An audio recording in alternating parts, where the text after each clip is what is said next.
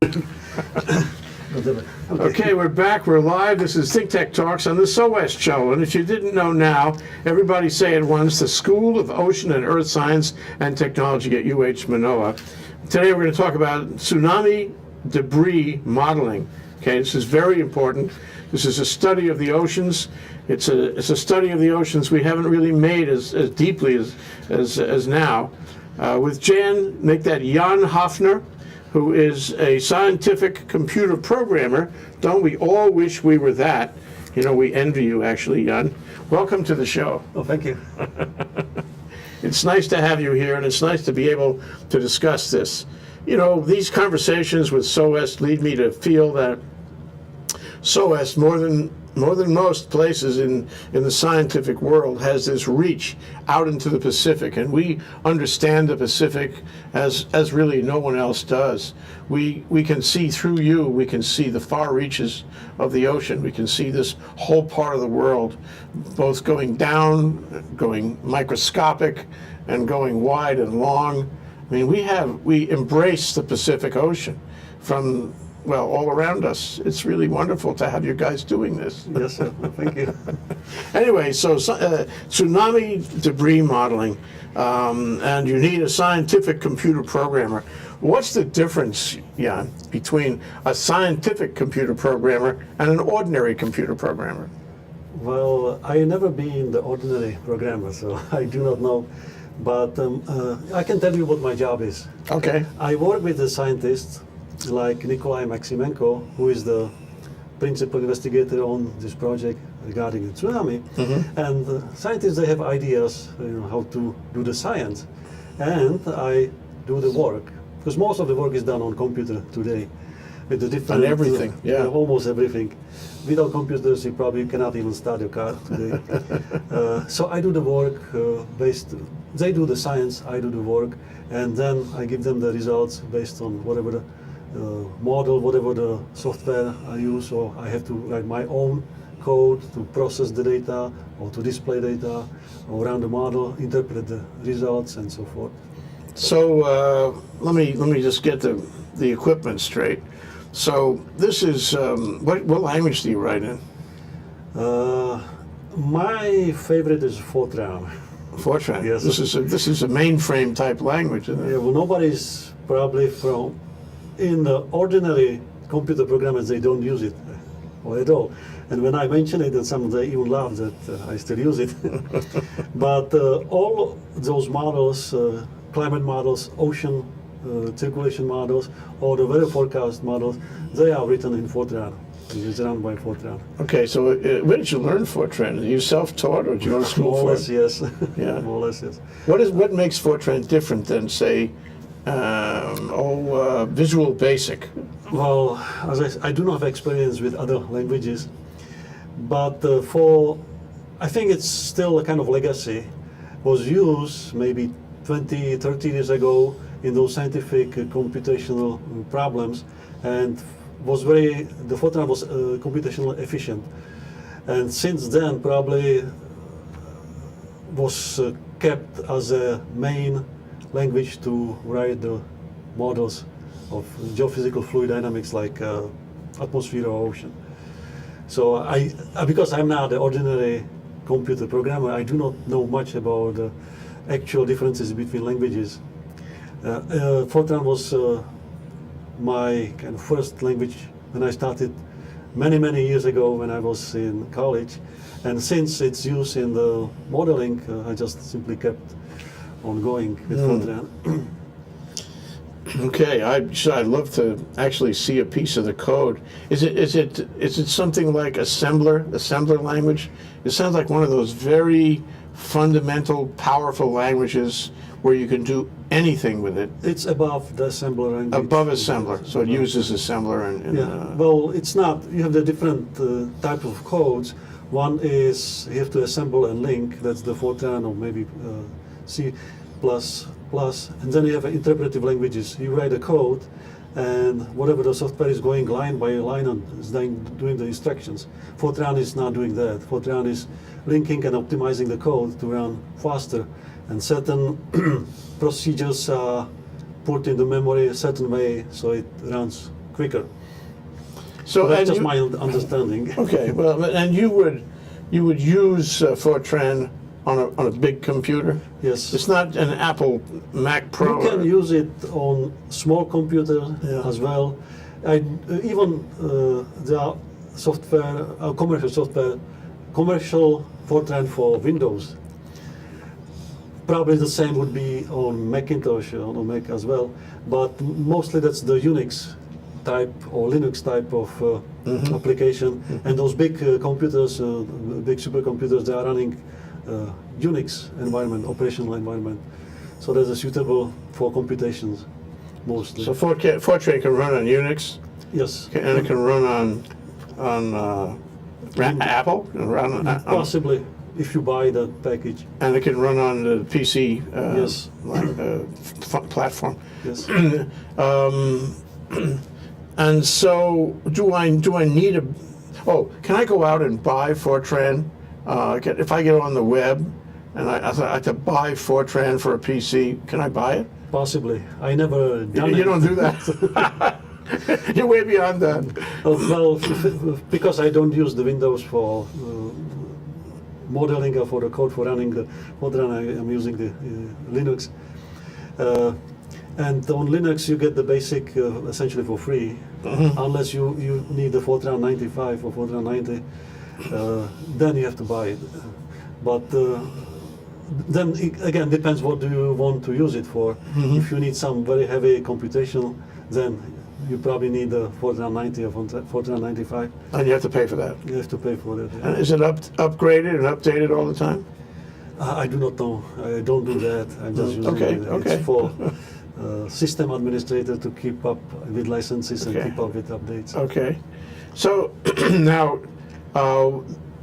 is this the desired language Fortran, the desired language for making big models like this? That would be my choice, yes. Okay. But so far, all the codes on the big models like coupled atmosphere, ocean, global circulation model that models circulation of the whole atmosphere, Yeah. model that's the Fortran. Ah, okay. So you're in good company. Yes. And for instance, one of the version of numerical weather prediction model is Fortran also. Yeah. We've been talking to people in SOAS who do those kinds of things, modeling and prediction for weather. But today we're going to model and predict for debris coming out of the tsunami in 2011, which is almost 3 years ago. Yes, it's coming. Today is the 3rd of March and then Yeah. on 11th of March. Oh, gee, wow. So it's next week. Okay, not much of a birthday though. And so, can you tell us what is tsunami debris modeling? I mean, how do you do that, and what's the purpose of it? Well, actually, we developed the model before the tsunami. With Nikolai Maximento, we got a grant from, I believe, the proper name of the agency is Wildlife and Fish Foundation. So they gave us a small grant to develop the model of ocean surface currents with a possible application on general marine debris, because the currents are carrying the debris, the stuff around. So that's the main driver in the whole dynamics of marine debris. So we developed that in 2009, 2010. Just in time. And then when the tsunami hit, we had the model ready, so we can just apply it and to see. Because for us, it was of course the tragedy that happened, but it was act of nature, and we took it as a natural experiment because it happened. We knew the time, we knew the location, and the tsunami generated millions of tons of debris that were swept into the ocean. And that's a different type of debris than general type of debris. It's not like a garbage, it's everything. So the ocean took everything, and some of the types could be identified that coming from the tsunami. And probably I can talk about it later. So we knew the initial time, initial location, and once we would recover or we see one of those tsunami debris somewhere on coastline, we would know the final destination. And that would give us an idea of the pathway, how the this particular piece of debris got from point A, from Japan, to point B, the destination. When you say the starting time would be easy because it's when the tsunami Yes. hit, but the starting place, I remember hearing that in this case the tsunami went way inland, which is one of the reasons there was so much debris. You know, a lot of tsunamis, quarter mile is about as far as they get, but this went like 17 miles inland, and it swept all those things out. So how wide an area on the shore are we talking about? It's not a pinpoint, it's a wide area. It's a wide area, but whatever was swept into the ocean, the coastline is like a line source. Yeah. From that, it was carried by the currents. Yeah. Okay, so then you know where it started, you know when it started, Yes. and you know anecdotally where some pieces were found later. Yes, later. And then, so now you have that information to triangulate. And then you have, of course, you have weather, you have sea conditions, you have wind, all of that you can download and put it in your model, right? Well, the model, if I can talk a little bit more about the model, until we developed our model, there was no product that would give you daily map, high resolution daily map of global ocean currents. Either we had drifting buoys, but there's only about 1,000 drifting buoys in all world oceans. And if you imagine how ocean is big, These are the buoys that determine tsunamis? no. Those are drifting buoys that determine the currents. Okay. They measure the currents. It's Okay. only about 1,000 any given day. Okay, but they're all over. All It's over. spread, It's even spread. in deep, not deep ocean, but ocean far away from Yeah. land, they'll be out In there. high seas, yes. And who puts them out there? Different, well, essentially anybody can do it. Yeah. If you have a project or scientific or grant and you want to measure, you can just put Go and put it out put there. it and buy the time for the tracking. You can buy the ship time to go and deploy, but mostly it's maintained by NOAA, the database, the final database. Yeah. And those drifting buoys were deployed since late 70s. And actually, when the tsunami happened, there was no buoy close to the coast of Japan that would kind of follow the tsunami debris. And that That- was just unfortunate. I mean, Yes, just happened to be that's what that happened way. because, as I mentioned, there's only 1,000, Yeah. and they are not deployed in. They are deployed on case-by-case basis. If you want to study certain current, so that particular researcher would put the buoys in that area to study currents. For instance, like a Kuroshio or Gulf Stream or California current. So they are not deployed uniformly in time, uniformly in space, and also they tend to collect in places where the currents converge. So if you put them in the Gulf Stream, that's what you want to study, it's very fast stream like a Gulf Stream or Kuroshio extension, they are swept from that area very quickly. And they come to the area where the currents are very weak and they can. They're not anchored. No. They drift. They drift. That's how they measure the currents. I see. So we have the database of those since late 70s. It's about 18,000 since then deployed and collected the data. But as I mentioned, there's only 1,000, so they don't give you the whole picture on daily basis. But we have the satellite. Satellites, they give you the global picture of the whole globe every day in high resolution. And with a lot of simplification, there are two key factors that would determine, or based on those factors, you can tell surface current. And one of it's the shape of the sea level. That's measured by satellite. The other factor is the surface wind, because you can imagine the wind is blowing, it's pushing the water, and that's measured by satellite too. So we have those two measured by satellite on global basis with high resolution, and we have the drifting buoys that measure actual current. So we took all this and we put it into our model, and we tune our model so the result, the output, would mimic those drifting buoys. Okay, hold a second. Yes. This is Jan Hafner, He's a scientific computer programmer on the Tsunami Debris Modeling Project, working with Nikolai Maximento and Giselle Spidel, yes. who is the outreach specialist at SOEST on the debris modeling project. And this is Think Tech Talks. I'm Jay Fidell, and this is the SOEST Hour. We'll come back and we'll find more about exactly how the model was generated and what it can tell us, which is really an interesting adventure to find out where this thing is going. We need to know how things move across our oceans. We'll be right back after this break. Aloha, I'm Jay Fidell. This is Think Tech Hawaii, broadcasting live from the Pioneer Plaza in downtown Honolulu. We raise public awareness about tech, energy, and globalism in Hawaii. Technology is critical to our state.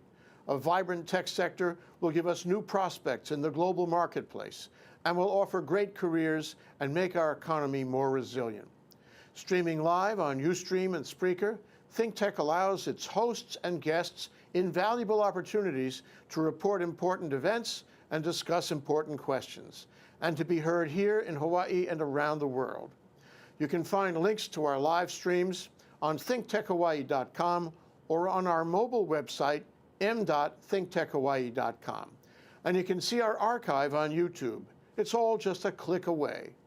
We want to do whatever we can to keep Hawaii relevant, connected, and thriving in the complexity of the 21st century. We hope you will help us in those efforts. Tune in today. This is Think Tech. I'm Jay Fidell. Mahalo.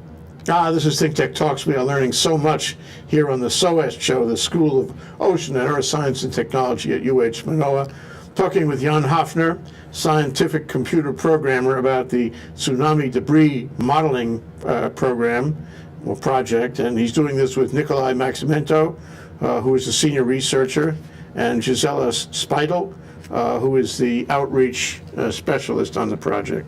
So the adventure was, so far, we got all the data in. You got the data. You put the data in your database, I guess. You put it in your model, which you programmed with advice and counsel from Nikolai Maximento, I guess. Yes. And then you push the button. What happened? Well, actually, I don't have to push any button. Thank you for that. This is what you describe is happening every day automatically. Okay.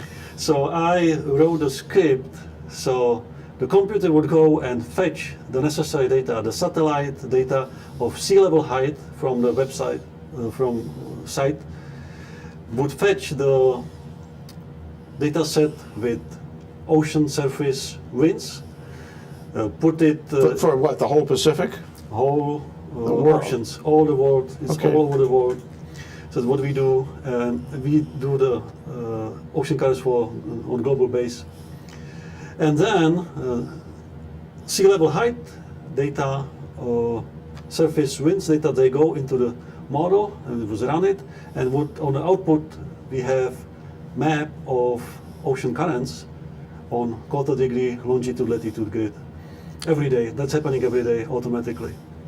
So you can tell how the water is moving? Yes, every day. What direction, what Yes. speed, Yes. so forth. And Exactly. I mean, do we assume here that the water is at the top of the ocean, it's a certain level of water, or is it the whole ocean? There is a simplification because the way how we tune the model is we use those drifting buoys, as I mentioned earlier. And those drifting buoys, they follow about 15-meter depth water column, which would be like a 45-foot deep water column. Okay, but that's the only part that really counts when you're talking about ocean currents, isn't it? So that's when I mentioned surface current. It's more or less like 15-meter depth column. Okay. All right, so now you don't have to push a button. I'm happy to hear. That's real automation, yeah? Yes. It's automatic. But it's going to tell you now the way the ocean's moving. Every day. Every day. Yes. Is it by day or is it by minute? By day, it's on a daily. So it's we a hit batch by day. Yes, by day.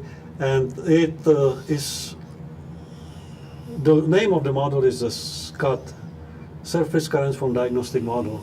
So as the name suggests, it's a diagnostic. We cannot do the prediction. The model cannot tell you tomorrow's currents, can tell you today. And since the data sets of sea level height and ocean surface wind are daily, so that we have a daily resolution. Every day there is a map generated by the model automatically on the computer. And it changes every day, right? Every day is different. The whole world is changing. Yes, change. Not drastically. There are some areas when the change is small. There are some areas where the changes are kind of dramatic, like those areas with strong currents, Kuroshio extension, Gulf Stream, or Agulhas currents. That's where the situation changes very quickly. And you can tell the difference on daily basis. In some area, just looking on a map, you would have to look on weekly basis to see the difference by naked eye. So what's the relationship of this result with, say, weather?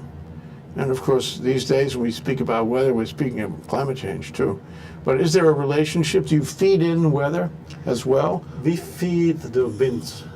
Only the wind? That's what the ocean feels the most, so to speak.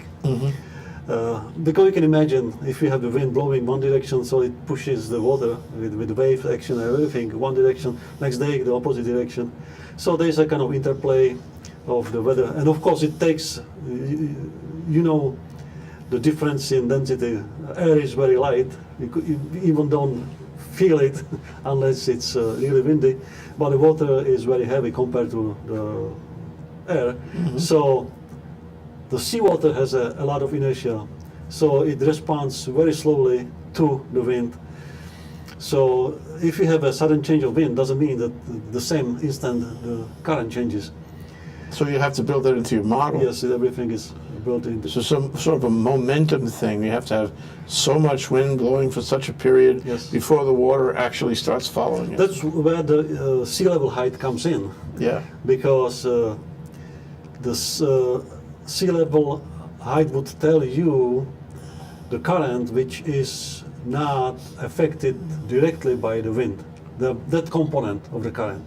And of course then you have the component which is affected by a wind directly. And those two are coming into the model and implicitly are included because we tune the model to mimic or to replicate movement of drifting buoys. Okay, that's where it comes from. Yes, that's what comes from. But temperature doesn't matter. Not in our model. Precipitation doesn't matter. Not in our model. Interesting. Implicitly. Okay. But you will know if there's a storm out there because the wind is going to pick up. Yes. So, okay, so we got all this coming into the model, and the model is going to tell you the changes in the way the ocean is moving. Yes. All over. Now, connect that for me, if you will, Jan, with tsunami debris modeling. Somehow, with all of that, you're going to be able to tell me where a patch of tsunami debris is going, where it is going, and where it will be. No? We cannot tell where it will be. As I mentioned, the model is diagnostic. We can't tell where it is now. Okay. But you can make an educated guess, because as I said, in certain areas the currents do not change quickly, so you can make educated guess for a few So days. it's like navigation. Little bit, yes. You draw a line on the chart, and More or you less, make the yes. assumption that what has happened today is going to happen tomorrow, More or less. and then you can point it where it goes. No? But it's a guess. It's not forecast per se. I think I skip your question. Oh, what can tell us? Since tsunami debris, like any marine debris, are moved by currents, so we can take our model and apply it to the debris. How it's different from just ocean current is different type of debris are moving slightly differently. And that's what we recognize very early once we started doing the tsunami debris modeling. And the phenomena is called windage. And it means the degree to which a particular type of marine debris is affected by the wind. And that's different than the way the water operates as affected by the wind. You talked before about the height of the waves and so forth, and the momentum of the water. Those characteristics are different now when you're talking about debris. That's now different in the way. Now we are talking about the direct effect of the wind on the debris, Yes. not on the current. It's already taken care by the model. Yes. So you have the current, and you can imagine you can have a current in one direction and wind blowing across. Yes. So Which one prevails? Exactly. That's why we have the model. Okay. And if you have a piece of debris which is sitting in the water, completely submerged, and that would be something like derelict fishing gear, or nets or lines, which are relatively heavy, and they are not they are completely under the water. So But they're within that 15 meters. Yes. So they would follow the current. They wouldn't feel the wind directly. Right. However, if you have like a buoy or float or piece of styrofoam, it's sitting very high in the water, so it's floating on the water rather in the water. So it's affected by the wind directly. So you had to make a formula. Yes, that's what is called the windage.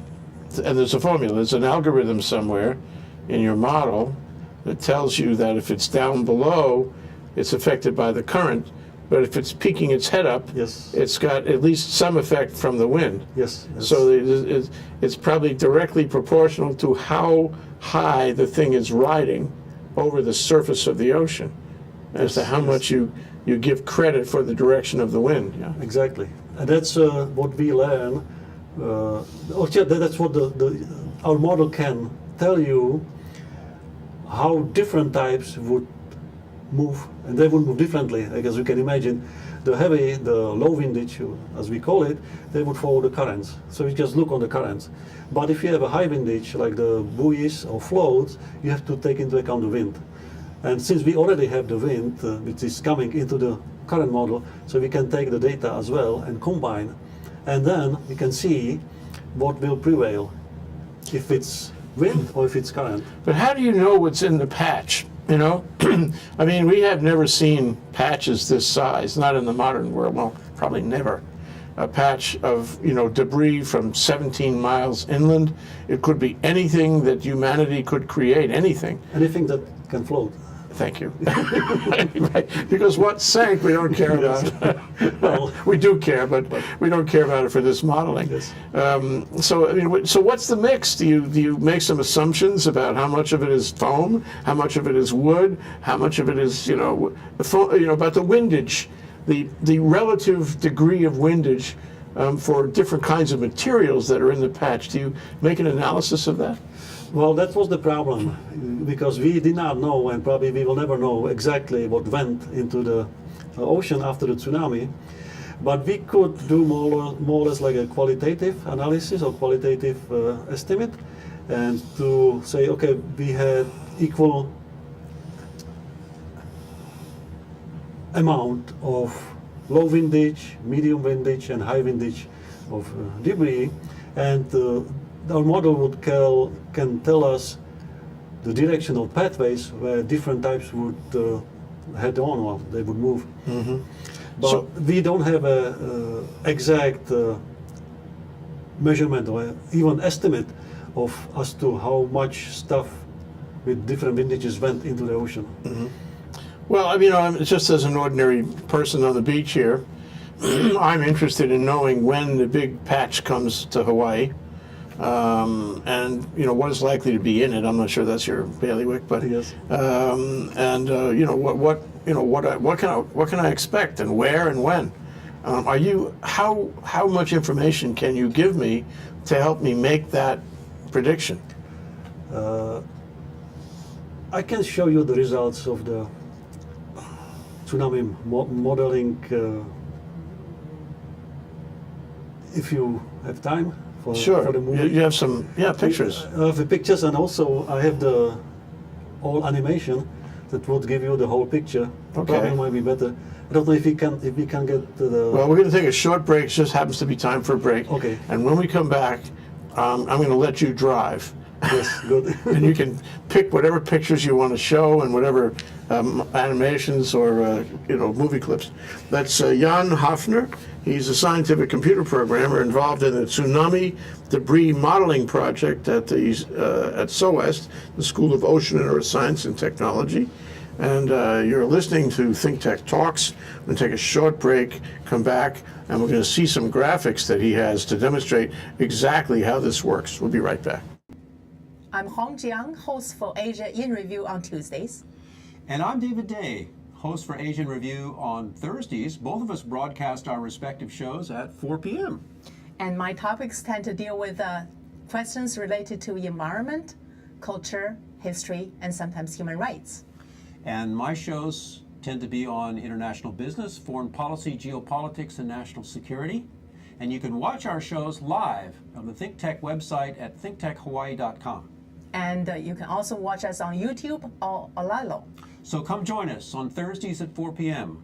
I'm David Day. And on Tuesdays at 4 p.m., I'm Hong Jiang. Aloha. Aloha. You know, if you live in the middle of the ocean, you really have to know this stuff, and it's so important that SOWEST does it and gives us a science where we, as an island state in the middle of, isolated in the middle of the Pacific, we can have an understanding of the way these things work, especially now. So here we are with Jan Hafner, a scientific computer programmer, working on the Tsunami-The modeling project at SOWEST. And he has some graphics he'd like to show us. So why don't we go to that, and Jan, you can drive, and we'll show the graphics, and you can describe what's on the screen, okay? Okay, here we go. Okay, so this is the movie of our tsunami debris model, and you can notice the colors. And the colors, they represent actually the windage. That's why I mentioned earlier. If it's purple or deep blue, that's the low windage stuff, which is following the currents. If it's red, one color, that's the high windage type of tsunami debris, and it's you can tell how it's moving differently. Initially, if you catch at the beginning, everything is lumped in one big area, and then as time goes on, you see the separation of the colors. That's the effect of the wind. You see the red is moving very fast and is hitting the west coast first. The intermediate kind of green colors are following behind, and of course the last one is the blue or the deep purple, which actually is not even reaching the west coast of the North America yet. But this is highly speeded up, right? Yeah, this is highly speeded up. I did not know how fast it would run here, because on our web page, if you have daily images, it's running very slow, so I had to speed it up. Yeah, okay, good. We understand. Yeah. Well, I can probably talk more if we can get some images. Yeah, sure. Just one frames. Okay. And I think it's image number 303. Okay. And that's the image, actually it's the frame from the movie. And the reason why I picked this one is you can see that's middle of November, the year of tsunami, and in this frame our model shows that the high windage, the red color, they touch on the coastline of British Columbia and Alaska. And actually that's about the time when that coastline started to see unusual number and unusual types of debris. Oyster buoys and floats and some the type that could be identified as from Japan. And the reason why is the timing. It came when it was expected. That's winter 2011-2012, and was unusual type and unusual number. And who does the sightings? I mean, how do you get that data? Well, we had to rely on volunteers, with people who went to those areas and they saw it. They just reported it to us or to newspapers.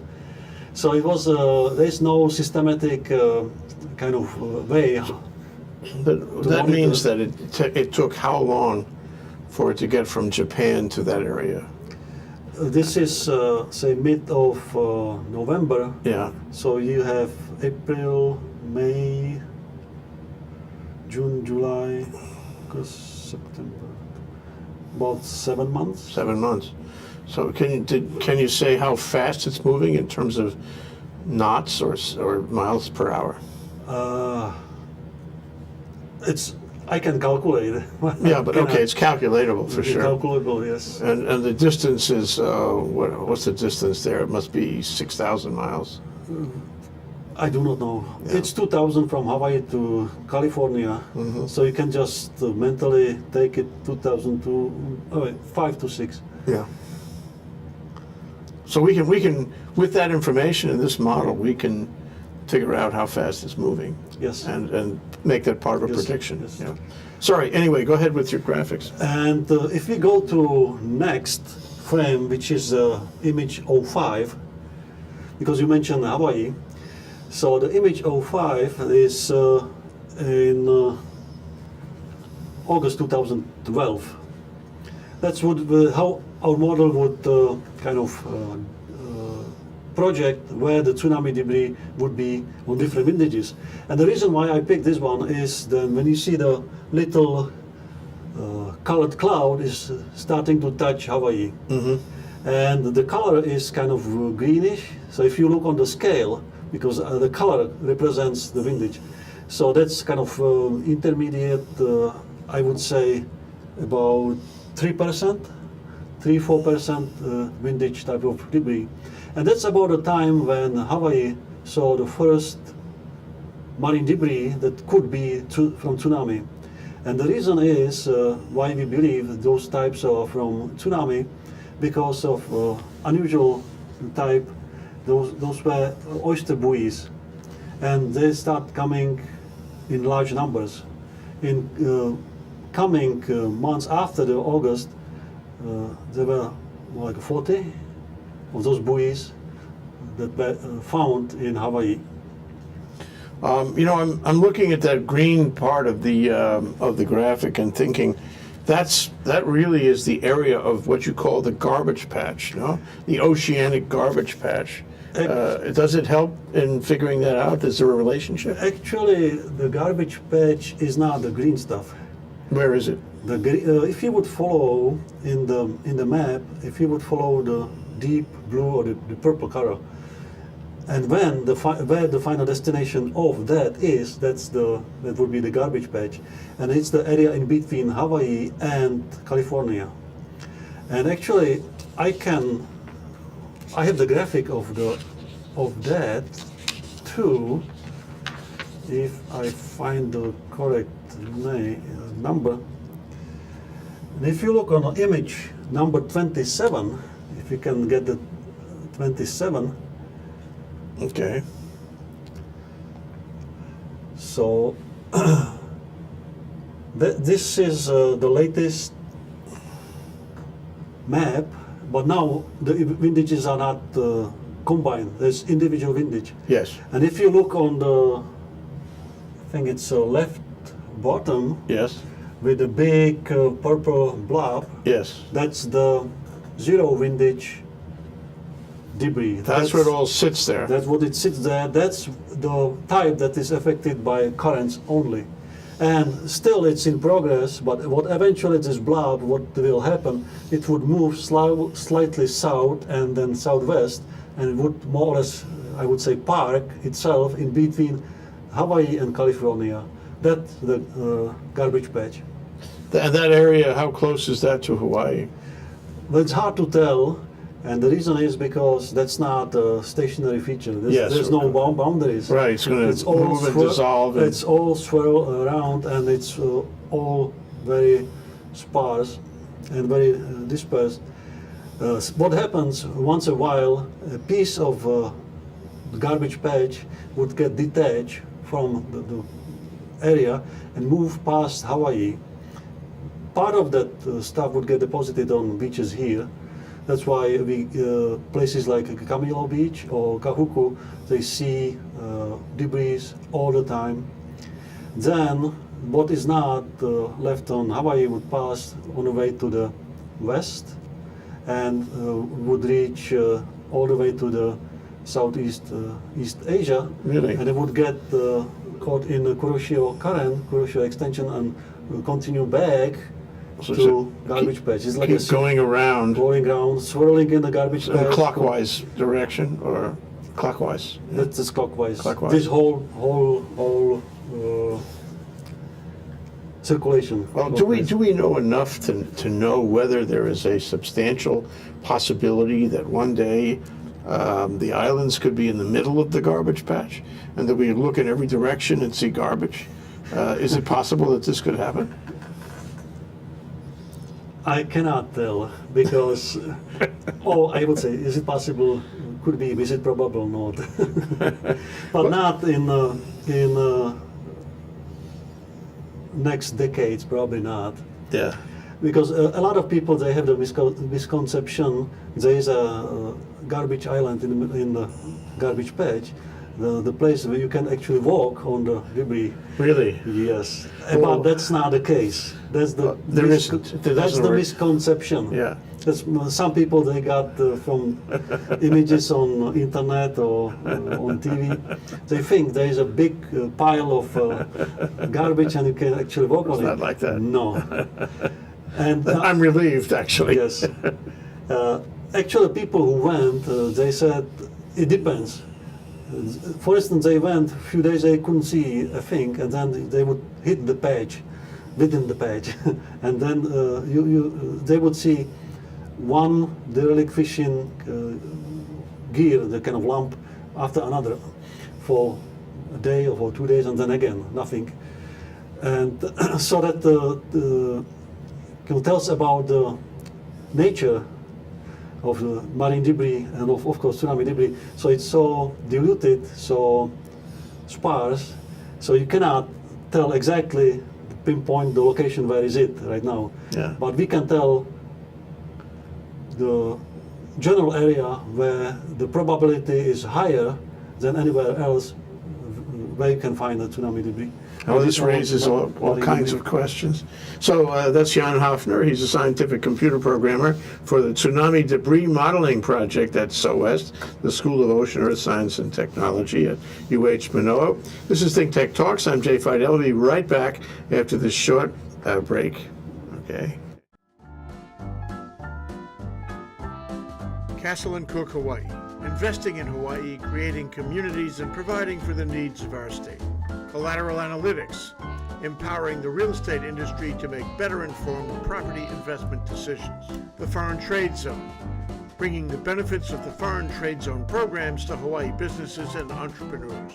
Galen Ho, a senior executive of BAE Systems, a global defense, security, and aerospace company.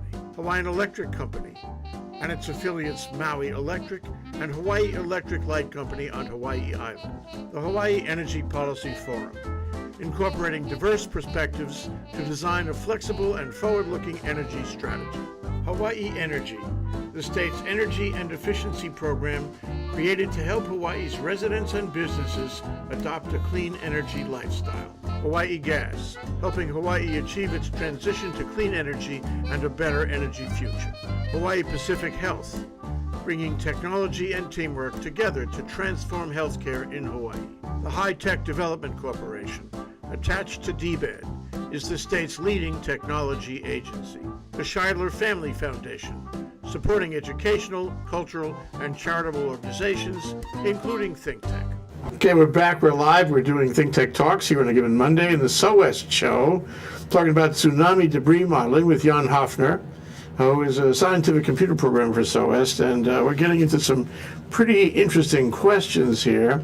And I wanted to sort of try to get a handle on how big the garbage patch is, and whether you can walk on it or not, and what's what we can do about it, what we have done about it, as far as you know. This thing is, it's sort of troubling, isn't it, to have it on the map there, to have it sitting in the middle of the ocean between us and the West Coast, and doing we know not what terrible things to the natural environment out there. So I'm just curious about what we know about it and whether anybody's done anything about it. Well, what we know for sure is there. Yeah.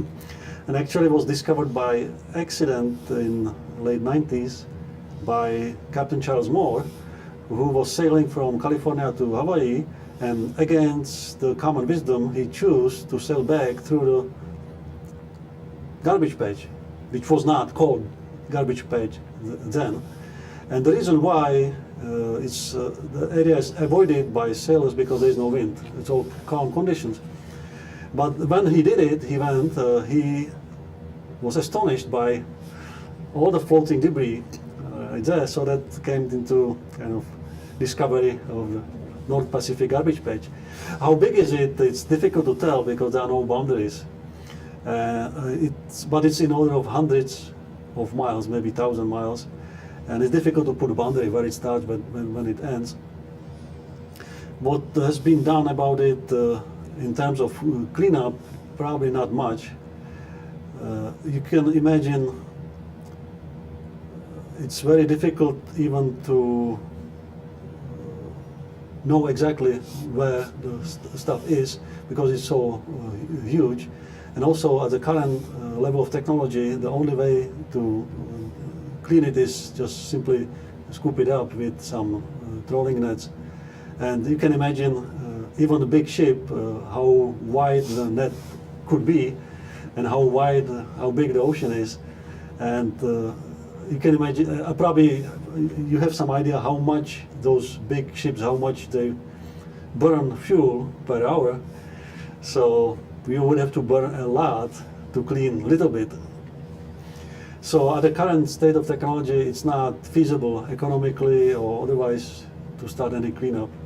But what we can do, we can use our knowledge, because this stuff doesn't move randomly.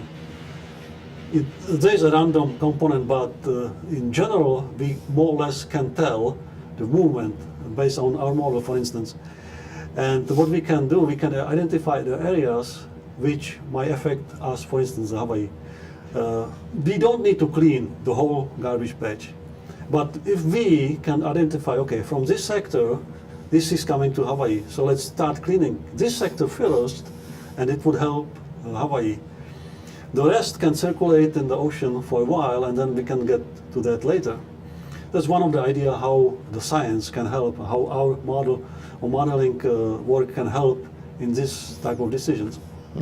So your science can tell that it is generally migrating across the Pacific into the garbage patch. Presumably the garbage patch is getting bigger because there's not so much wind in there. And then ultimately the garbage patch could be coming down southwest in our direction. Sometimes. But the garbage patch is not static. No. It moves. Exactly. But it's across a huge area. Yes. In large part, though, that area will remain the same, won't it? I mean, it's where there's no wind. Well, generally there is no wind, but the weather changes even in that area. So once a while you have the puffs of winds, probably not very often, but that might be enough to dislodge a portion of the garbage patch and set it on its way to Hawaii, for instance. Yeah, and that we'd be in the natural path, wouldn't we? We could be, yeah. Yeah. Because you can imagine Hawaii on the ocean scale, tiny island more or less, not huge. And the garbage patch, if you remember from the graphic, could be hundreds, maybe 1,000 miles wide. And so even a portion of it could be hundreds of miles wide and is passing by Hawaii. So part of it would end on beaches in Hawaii. And those are the same places where there's always garbage or marine debris, like on Big Island, Camilo Right. Beach. You probably It's a natural process, yeah. It's a natural process. It's pretty scary in terms of the effect on the environment. We don't even know what kind of effect on the environment, because in there is who knows how much toxic material, and of course the radioactivity. Recent news, and I wanted to ask you about that. That people tend to find the radioactivity is the same as the garbage itself, but that's not really true. You have to analyze it differently, right? Exactly. Tell us how that works. Well, that was another common misconception. People thought that what we are showing as a tsunami debris is actually a radioactivity too, but it's a different story for many reasons. And main fundamental difference is the radioactivity was released from Fukushima in two ways. One by the air, very briefly, and deposited either on the ocean or on land. But the major radioactive escape or the leak was releasing radioactive water. And radioactive water or water in general behaves differently than marine debris. Debris are floating on the surface, so it's more or less two-dimensional problem. However, the water, radioactive water released in the ocean mixes in depth and mixes very quickly. So it behaves differently. So this model is not applicable to radioactivity. Different models have to be considered. The models that would have the full three-dimensional on the surface and also in the depth. And that's not our work. It's somebody else does it. And actually, our colleague from SOES as well, Henrietta Dulajová, she was doing not the modeling, but she was doing the water analysis for signature of Fukushima. And actually, it takes a lot of water to sample, like 4 gallons minimum, and it takes a whole day to run the sample in very sensitive equipment to even detect it. See how much radioactivity there is. So that's, no, the point is how little, so it means how much it was being mixed and dissolved in the ocean already. So we tell people that radioactivity is not the concern, is not the issue in water, in seawater. Yeah. Well, you know, you were worried we wouldn't have enough material to fill the time, and I told you not to worry. And here we haven't even finished your graphics. Well, yes, I think it's good. We should have this discussion again, Jan. That's Jan Hafner, a scientific computer programmer from SOES, working on the tsunami debris modeling project with Nikolai Maximento and Gisela Fidell. Nikolai is the senior researcher. Gisela is the outreach specialist. And it's really interesting what you're doing. And I think we all care a lot what you're doing. Oh, thank you. Thank you, Jan. Okay, we'll be back in a few minutes with a Hanukkah Ko and Kaliya Kina. Stay tuned.